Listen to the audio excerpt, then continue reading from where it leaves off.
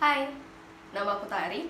Di rumah aku lebih gampang menyebut namaku dengan Ai. Aku merupakan anak ketujuh dari 7 bersaudara. Aku memiliki 3 abang laki-laki dan 3 kakak perempuan. Aku selalu mendengar banyak hal terkait anak bungsu. Anak bungsu itu selalu dikatakan anak yang selalu mendapat perhatian lebih, anak yang selalu dimanja, anak yang selalu diutamakan, dan tidak pernah salah dalam mungkin pilihan kakak-kakak atau abang-abang. Tapi yang aku rasakan tidak. Aku selalu merasakan hal yang berbeda, hal yang bertolak belakang. Berbeda pendapat itu sudah sangat pasti, hingga kebisingan pun terjadi di rumah. Sifat kami yang masing-masing beda membuat kami selalu merasa benar. Ego kami yang tak terkalahkan, dan itulah sumber kunci dari masalah. Masalah yang sampai saat ini belum bisa untuk aku lupakan.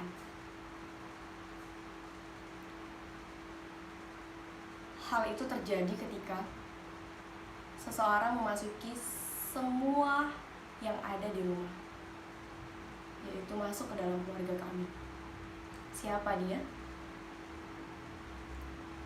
Calon istri abangku. Aku dan abangku memang sangatlah jauh untuk bisa saling bersama, saling berpendapat, satu pemikiran. Itu sangatlah sulit untuk kami dapatkan. Sampai suatu hari, ketika aku baru pulang dari sekolah, ada jaket di kursi. Dan di kocek jaket itu ada uang 10.000 rupiah. Camkan, 10.000 rupiah. Aku membiarkan jaket itu dan uang itu. Aku beristirahat sejenak. Datanglah abangku ke kamarku. Dek, lihat uang abang gak ya 10.000? Kok gak ada ya di dompet? Gak tahu, Ai. Gak nampak sih, tapi di jaket ada uang 10.000. Gak tahu uang siapa. Bingung yang kurasakan. Apa ini? Kenapa seolah langsung bertanya padaku yang saat itu aku baru pulang sekolah. Mana uangnya? Aku hanya mengambil jaketku, langsung kuberikan padanya. Uang 10.000 itu ditunjuknya di hadapanku dan berkata, "Ini uang abang. Kok bisa di jaketmu? Dari mana dapatnya?" Saat itu aku hanya bingung. Aku sama sekali tidak mengetahui tentang adanya uang itu di dalam jaketku. Datanglah bapakku. "Ada apa ini? Kenapa bising-bising?" Aku menjawab, atas sepengetahuan. Ai nggak tahu. Pulang sekolah, di dalam jaket udah ada uang 10.000. Tiba-tiba abang nanya, uangnya entah di mana pun Ai nggak tahu. Ai kasih uang itu yang ada dalam jaket. Lalu marah-marah kayak gitu. Ai nggak ada ngambil sama sekali uangnya, Pak. Ai juga nggak tahu uang abang itu ada di mana. Abangku malah mengompori. Abangku malah mengatakan bahwa aku mengambilnya. Saat itu, hal yang sangat-sangat tidak aku inginkan, aku dapatkan. Sebuah tamparan yang melesat di pipi, tanpa ada hambatan, tanpa ada kendala, tanpa ada halangan dari ayahku. Itu kesalahan. Hingga akhirnya aku tahu. Ibuku berkata, Tadi uang itu bukan sama Tari. Tadi dia yang mengambil uangnya, lalu diletakkan di jaket. Tidak tahu itu jaket Tari atau abang. Ternyata kesalahpahaman itu terjadi. Tapi kenapa harus menarik kesimpulan yang sangat cepat dan tangan yang selalu ringan?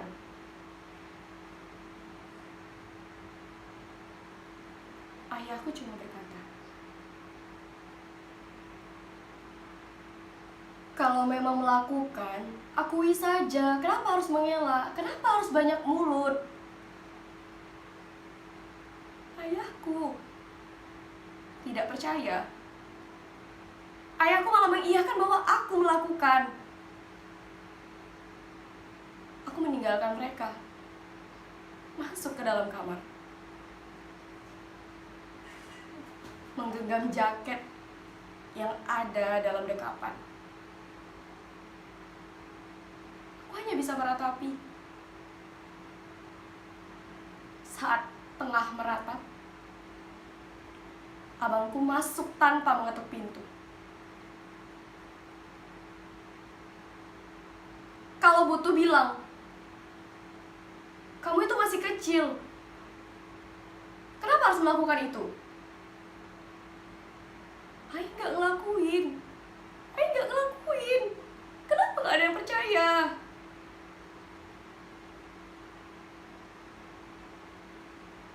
Abangku menjawab dengan satu kalimat yang sampai detik ini selalu ku ingat. Kau bukan adikku. Adikku tidak seperti itu. Dia mengatakan seperti itu. Aku sungguh emosi. Aku termakan emosi. Ya udah, Ai memang bukan adik abang. Abang juga bukan abang Ai. Semuanya jadi runyam. Tidak ada yang saling mengalah. Semuanya ingin menang, semuanya ingin benar. Kututup pintu itu dengan membanting secara keras. Aku tidak peduli. Tamparan yang ku terima sangat perih. Hati sudah tidak bisa lagi terkontrol. Kenapa? Hanya dengan kesalahan seperti itu yang sama sekali aku tidak perbuat, mereka tidak percaya. Sampai kata-kata yang tidak pantas itu keluar. Aku tidak tahu di mana letak indahnya menjadi anak bungsu. Indahnya memiliki adik-beradik banyak. Dalam artian, dalam pikiranku, sepertinya memiliki adik-beradik 2 atau 3 itu lebih menyenangkan ketimbang 7. Aku selalu menunggu waktu. Aku selalu menanti saat itu tiba.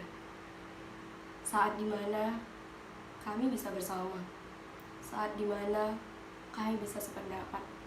Saat dimana kami menjadi satu. Satu keluarga tanpa ada kesalahpahaman.